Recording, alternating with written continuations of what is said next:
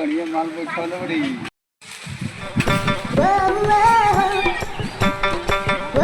कलिया बाबू बढ़िया इखिए हो बड़ा बैठल बड़ा। अरे बाबू हम तो से बात नहीं तो तू समझ जेबो। काहे ना समझ जाए। समझ जेबा तो सुन हमार साथ इनके साथ दोनों जना महातारी बेटी हल समझ गइलो। चलो समझ में नहीं लो का कहलो। अभी तेरा समझे नहीं आई। हमार साथ इनके साथ दोनों जना महातारी बेटी हल